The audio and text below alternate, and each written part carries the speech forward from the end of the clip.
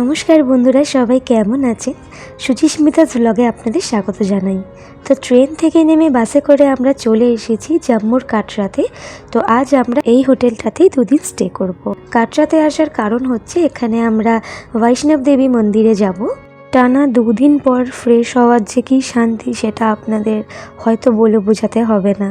তো আমি বিশাল এবং আমার বাড়ির বাদবাকি সদস্যরা সবাই ফ্রেশ হয়ে নিয়েছিল। তো সবাই মিলে এবার লাঞ্চে চলে যাব। তো এখন বাজে প্রায় বিকেল 5টা, আর এখন আমরা সবাই একটু রেডি হয়ে নিচ্ছি লাঞ্চে যাব। অ্যাকচুয়ালি এটাকে লাঞ্চ বলা যায় না, টিফিনই বলা যায়।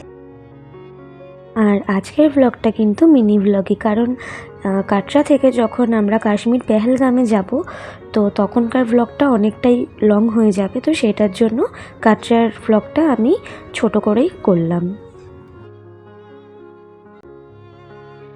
তো বেরিয়ে পড়লাম রুম থেকে, এটা আমাদের হোটেলের ভেতরটা, আর চলে গেলাম দেখতে সবাইকে কতটা রেডি হয়েছে। তো চলে গেলাম খেতে, আমাদের জেঠিরা আগে চলে গিয়েছিল, এখন আমি আর বিশাল যাচ্ছি। তো লাঞ্চ সেরে চলে এসেছিলাম রুমে, একটু 5-10 মিনিট রেস্ট নিয়েই আবার বেরিয়ে পড়েছিলাম বৈষ্ণব দেবীর জন্য। ওখানে একটা আইডেন্টিটি দরকার ছিল, তো সেখানে আমাদের আধার কার্ডের জেরক্স নিয়ে আর আমাদের ফটো নিয়ে আমরা চলে যাচ্ছিলাম একটা আই কার্ডের মতন জিনিস নেওয়ার জন্য। তো সবাই বেরিয়ে পড়েছিলাম, আর এখান থেকে সামান্য কিছুটা হেঁটে গেলে মানে 5-7 মিনিটেরই রাস্তা ছিল। ফটো তুলতে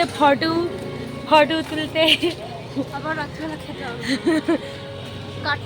আর এখানে অনেক রকমের দোকান ছিল, আর আমার তো গিয়ে খালি মনে হচ্ছিল এটা কিনি ওটা কিনি। বিশালের জন্য সানগ্লাস দেখছিল, কারণ বাড়ি থেকে যেটা নিয়ে গেছিলো সেটা ভেঙে গিয়েছিল। তো এখানে আমরা একটু চা বিস্কিট খেয়ে আমরা বেরিয়ে পড়েছিলাম বৈষ্ণব দেবীর জন্য। তো অটোয় করে আমরা সবাই পৌঁছে গিয়েছিলাম বৈষ্ণব দেবী যাওয়ার জন্য, মানে পাহাড়ে ওঠার জন্য মেন যেখান থেকে হাঁটা স্টার্টিং হচ্ছিল।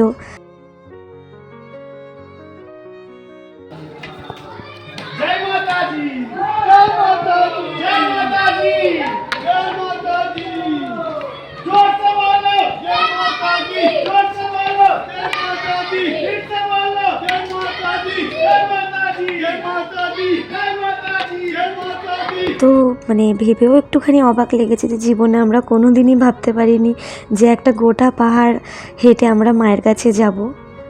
তো এখানে পাহাড়ে ওঠার জন্য কাঠের স্টিক বিক্রি হচ্ছিল, যাতে পাহাড়ে উঠতে সুবিধা হয়। এটা কোনো ম্যান্ডেটরি না, যার লাগবে সেই নিতে পারে। চলতি পথে একটি দোকান পড়েছিল, যেখান থেকে আমরা মাথায় বাঁধার জন্য জয় মাতা দি নামে রিবন নিয়েছিলাম।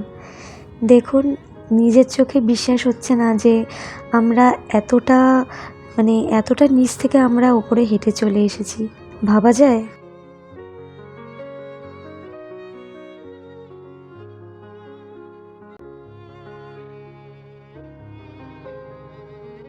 দেখুন, যেন মনে হচ্ছে আর সামান্য হাঁটলেই চাঁদটিকে আমরা ধরে ফেলবো। আর আমি হাঁটতে হাঁটতে তো আমার অবস্থা খারাপ, সবাই আগে চলে গিয়েছিল, আমরা হাতে গোনা 4-5 জনই ছিলাম।